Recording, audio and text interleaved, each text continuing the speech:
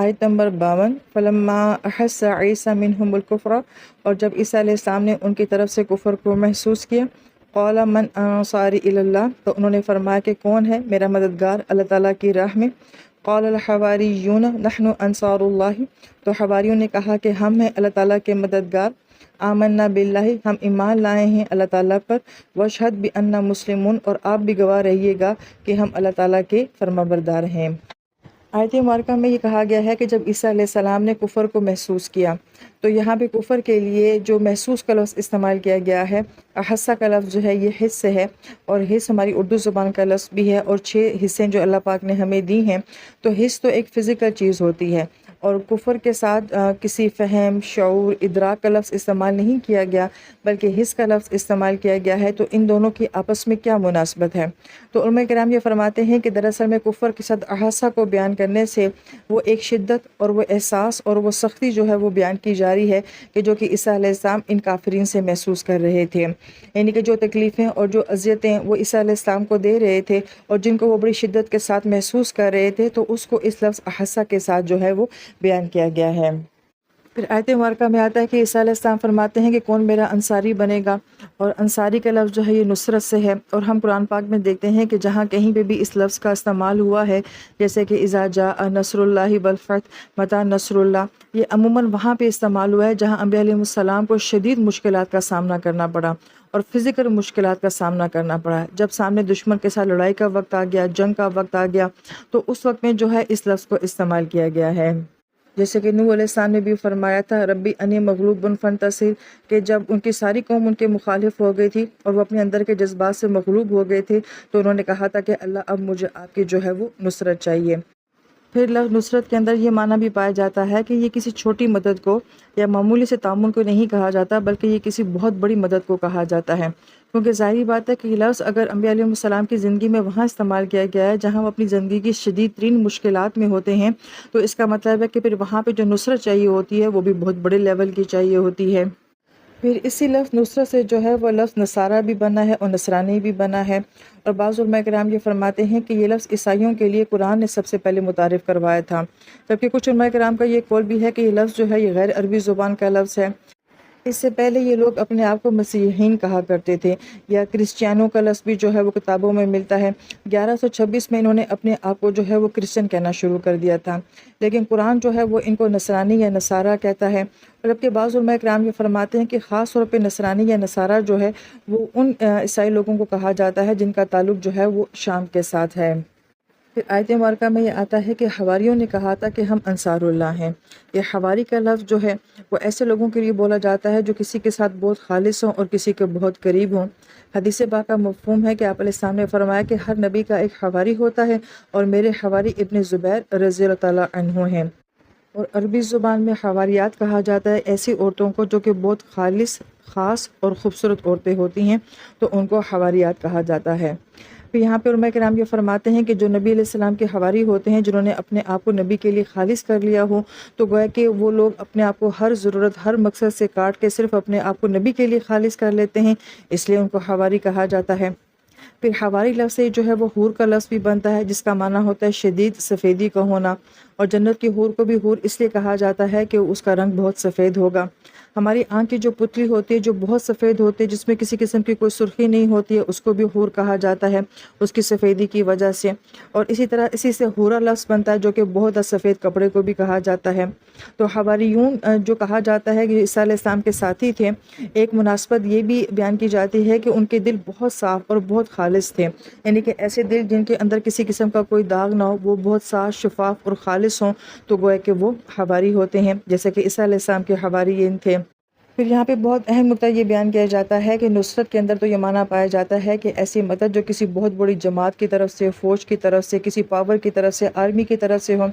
لیکن یہاں پہ تو یہ مدد چند لوگوں سے مانگی جا رہی ہے جو کہ عیسیٰ علیہ السلام کے ساتھی تھے مگر وہ ایمان والے تھے، تو چند ایمان والوں سے اتنی بڑی نصرت کا مطالبہ کیسے کیا جا رہا ہے؟ تو بڑی پیاری بات علماء کرام یہ فرماتے ہیں کہ یہ چند لوگ تھے مگر یہ اتنے خالص لوگ تھے، اتنے پیور لوگ تھے، اور ان کا ایمان اتنا سچا تھا کہ ان چند لوگوں کی نصرت بھی جو ہے یہ اتنی بڑی نصرت ہے کہ جیسے کہ کوئی بہت بڑی جماعت جو ہے وہ آپ کی نصرت کر رہی ہو۔ یہ بہت ہی گہری بات ہے، کیونکہ ہم یہ دیکھتے ہیں کہ بدر میں بھی چند ایمان والے صحابہ تھے جو کہ آپ علیہ السلام کے ساتھ تھے، عیسیٰ علیہ السلام کے ساتھ بھی چند صحابہ کرام تھے۔ تو ہم یہ دیکھتے ہیں کہ وہ چند لوگ ہوں مگر وہ اتنے خالص ہوں اور ایمان والے ہوں، تو گویا کہ ایسے لوگوں کا مل جانا یہ بھی اللہ تعالیٰ کی بہت بڑی نعمت ہوتی ہے۔ اور ایسے لوگوں کی مدد جو ہوتی ہے گویا کہ یہ اس وقت ان کے لیے، یعنی کہ نبیوں کے لیے یا کسی بھی انسان کے لیے، یہ بہت بڑی نصرت جو ہے وہ شمار کی جاتی ہے۔ ہم دنیا میں دیکھتے ہیں کہ جتنی بھی بڑی فتوحات ہوتی ہیں یا دنیا میں جتنی بھی بڑی تبدیلیاں آتی ہیں وہ عموماً تھوڑے لوگوں سے ہی آتی ہیں، اور وہ تھوڑے لوگوں کے باوجود ہونے کے کیوں آ جاتی ہیں؟ اس لیے کہ وہ اتنے خالص ہوتے ہیں، یا ان کا ایمان یا ان کی سوچ یا ان کا مقصد اتنا اعلیٰ ہوتا ہے کہ وہ باقی سارے سسٹم کو چینج کر دیتے ہیں۔ یہی معاملہ ہم نے بدر میں بھی دیکھا تھا، اور یہی معاملہ ہم نے عیسیٰ علیہ السلام کے حواریوں کے ساتھ بھی دیکھا ہے۔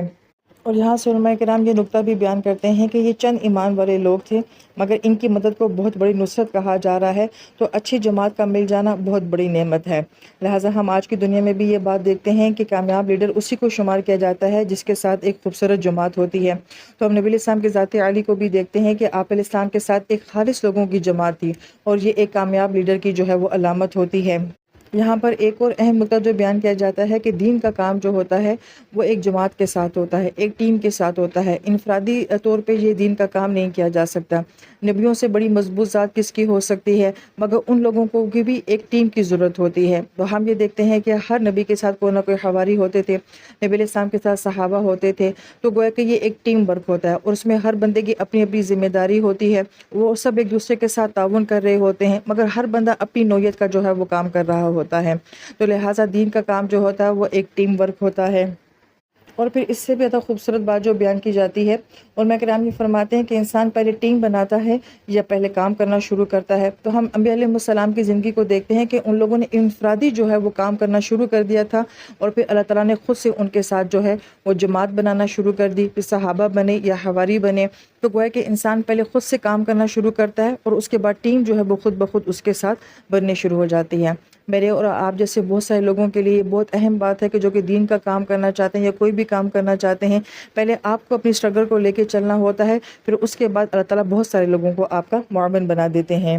پھر یہاں پہ ایک اور بڑی اہم بات بیان کی جاتی ہے کہ اگر اللہ تعالیٰ چاہتے تو یہ نصرت انبیاء علیہ السلام کی فرشتوں کے ذریعے بھی کروا سکتے تھے، مگر یہاں پہ انسانوں سے یا ایمان والوں سے جو ہے وہ نصرت کا سوال کیا گیا ہے۔ تو یہاں سے ہمیں یہ بات سمجھ آتی ہے کہ ہر انسان نے دین کے لیے اپنا کوئی نہ کوئی حصہ جو ہے وہ ڈالنا ہوتا ہے۔ جب نبی علیہ السلام نے بدر کی جنگ کا فرمایا تھا تو بہت سارے صحابہ کرام اس وقت مدینہ شریف میں موجود نہیں تھے، بلکہ وہ حبشہ میں موجود تھے، تو ان کو نہیں کہا گیا کہ وہ بدر میں شریک ہوں۔ ایسے احد اور احزاب میں بھی بہت سارے صحابہ کرام جو ہے وہ وہاں پہ موجود نہیں تھے، لہٰذا وہ جس جگہ پہ تھے وہ وہاں پہ اپنا کام کر رہے تھے، اور باقی صحابہ کرام میدان جنگ میں اپنا کام کر رہے تھے۔ پھر ہم دیکھتے کہ نبی علیہ السلام مکہ میں تھے، مگر کچھ لوگ مدینہ شریف میں ایمان لا چکے تھے، لہٰذا آپ علیہ السلام اور آپ کے ساتھی مکہ میں اپنا کام کر رہے تھے، اور جو مدینے والے صحابی تھے وہ مدینہ شریف میں اپنا کام کر رہے تھے۔ یہاں سے پھر ہمیں جو بات سمجھائی جا رہی ہے وہ یہ کہ ہر انسان نے اپنے حصے کا دین کا کام کرنا ہوتا ہے۔ جس کے پاس علم ہے، ہنر ہے، صلاحیت ہے، قابلیت ہے، فن ہے، مال ہے، جس کے پاس جو کچھ بھی ہے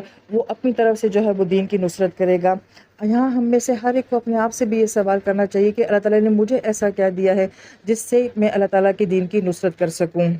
تو عیسیٰ علیہ السلام نے تو یہ سوال کیا تھا کہ کون جو ہے وہ میری مدد کرے گا، من انصاری الی اللہ، کہ اس راستے میں میرا جو ہے وہ انصاری کون بنے گا۔ حواریوں نے یہ جواب دیا کہ نحن انصار اللہ، انہوں نے کہا کہ ہم اللہ تعالیٰ کے جو ہیں وہ مددگار بنیں گے۔ تو یہاں پہ بڑی پیاری بات علماء کرام یہ فرماتے ہیں کہ جواب تو یہ ہونا چاہیے تھا کہ ہم آپ کے جو ہے وہ انصاری بنیں گے، آپ کا ساتھ دیں گے، مگر انہیں براہ راست جو ہے وہ اللہ تعالیٰ کی طرف اپنی نصرت کو منسوب کیا۔ اس کی وجہ ایک تو یہ بیان کی جاتی ہے کہ عیسائیت کے اوپر یہ ایک بہت بڑی دلیل ہے کہ جب وہ شرک کو عیسیٰ علیہ السلام کے ساتھ منسوب کرتے ہیں تو گویا کہ جو آپ کے حواری تھے، جو سچے ایمان لانے والے تھے، وہ اپنی نصرت کو عیسیٰ علیہ السلام کے ساتھ منسوب نہیں کر رہے تھے، کیونکہ وہ ان کو خدا نہیں سمجھتے تھے۔ وہ جانتے تھے کہ نبی بھی جو ہوتے ہیں وہ اللہ تعالیٰ کے محتاج ہوتے ہیں، لہٰذا انہوں نے اپنی نصرت کو اللہ تعالیٰ کی ذات کے ساتھ منسوب کیا۔ اور پھر یہاں پہ یہ سوال بھی آتا ہے کہ جب حواریوں نے یہ کہا کہ ہم اللہ تعالیٰ کی مدد کریں گے، تو کوئی انسان جو کہ مخلوق ہے، جو کہ کمزور ہے، جو کہ عاجز ہے، وہ اللہ تعالیٰ کی ہستی کی کیسے جو ہے وہ مدد کر سکتا ہے؟ تو دراصل میں یہی اس آیت مبارکہ کا خوبصورت نقطہ ہے کہ جو اللہ تعالیٰ کے دین کی نصرت کرتا ہے تو گویا کہ اس نے اللہ تعالیٰ کی نصرت کی، نبی علیہ السلام کی نصرت کی۔ اور اس سے بھی بڑی اہم بات یہ ہے کہ اللہ تعالیٰ ہماری اس نصرت کے محتاج نہیں ہے، بس صرف اللہ تعالیٰ اپنے بندوں میں یہ دیکھنا چاہتے ہیں کہ کس کے اندر کیا جذبہ ہے کہ وہ دین کے لیے کیا کر سکتا ہے۔ لہٰذا ان الفاظ کے اندر بڑی کشش ہے کہ نحن انصار اللہ، کہ ہم اللہ کی مدد کریں گے۔ تو گویا کہ ہم میں سے بھی ہر ایک کے اندر یہ جذبہ ہونا چاہیے کہ ہم یہ کہیں کہ اللہ تعالیٰ ہم آپ کی مدد کریں گے، یعنی کہ ہم آپ کے دین کی مدد کریں گے۔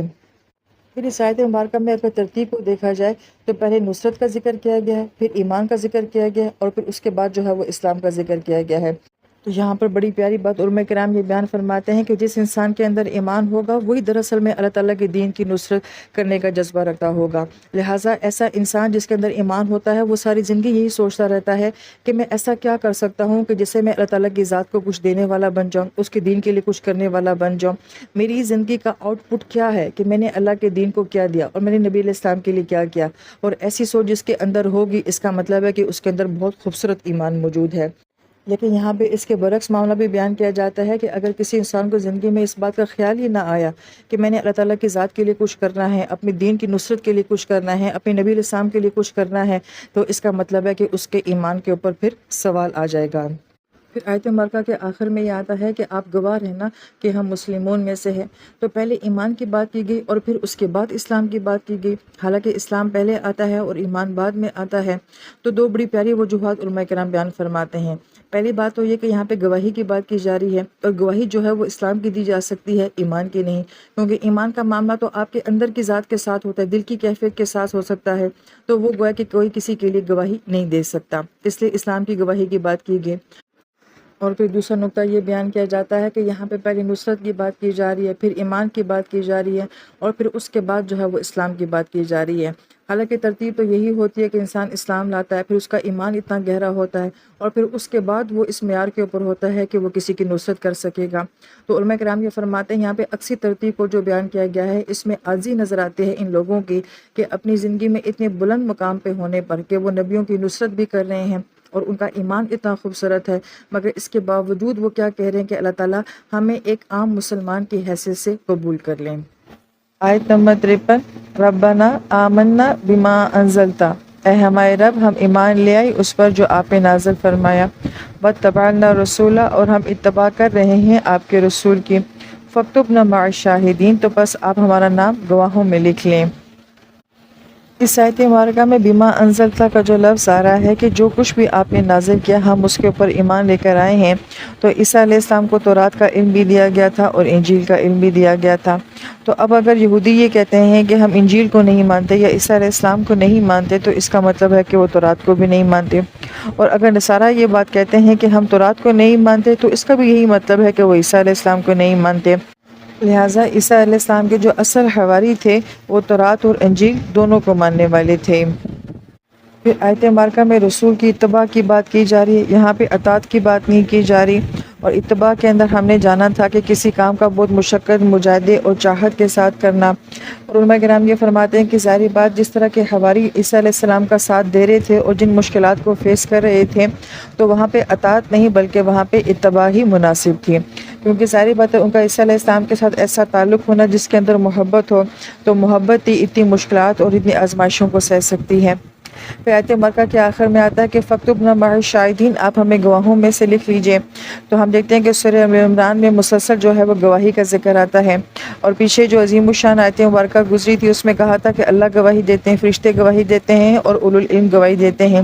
یہاں پہ بھی تین طرح کی گواہیوں کا ذکر کیا گیا ہے کہ بما انزلتا کہا گیا ہے، تو جو کچھ نازل ہوتا ہے وہ کون لے کر آتا ہے؟ فرشتے ہی لے کر آتے ہیں، اور پھر یہاں پہ رسول بھی ہیں کہ ہمیں رسولوں کی اتباع کی ہے، اور فاکتبنا مع الشاہدین تو کس کو کہا جا رہا ہے کہ آپ ہمیں لکھ دیجئے؟ اللہ تعالیٰ کی ذات کو کہا جا رہا ہے، تو گویا کہ یہاں پہ بھی وہی تین طرح کی گواہیاں ہیں ان کا ذکر کیا جا رہا ہے۔ پھر آیت نمبر 54 میں آتا ہے وَمَكَرُوا وَمَكَرَ اللَّهُ، اب انہوں نے بھی چالیں چلی اور اللہ تعالیٰ نے بھی چال چلی، وَاللَّهُ خَيْرُ الْمَاكِرِينَ، اور اللہ تعالیٰ بہترین چال چلنے والے ہیں یا بہترین تدبیر کرنے والے ہیں۔ آیت مبارکہ میں مکر کا ذکر کیا گیا ہے، اور عربی زبان میں مکر کہا جاتا ہے کہ کسی برائی کا مناسب انداز میں، برابری کی سطح پر مؤثر انداز میں جواب دینا۔ اس کا ہرگز یہ مطلب نہیں ہوتا کہ سامنے والا جس طرح کی برائی کر رہا ہے اسی طرح کی برائی کرنا، بلکہ سامنے والی کی برائی کے مطابق اس کو اس کے مناسب جواب دینا مکر کہلاتا ہے۔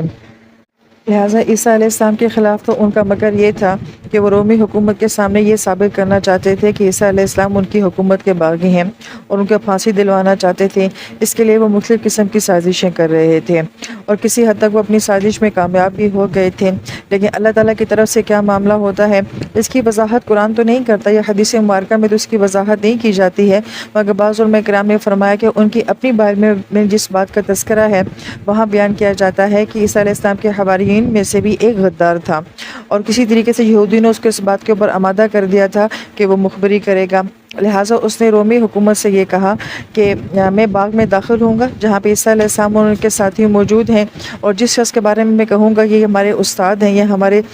سردار ہیں، تو تم نے ان کو پکڑ لینا ہے، کیونکہ ظاہری بات ہے کہ جو رومی حکومت کے فوجی تھے وہ نہیں جانتے تھے کہ عیسیٰ علیہ السلام کون ہیں،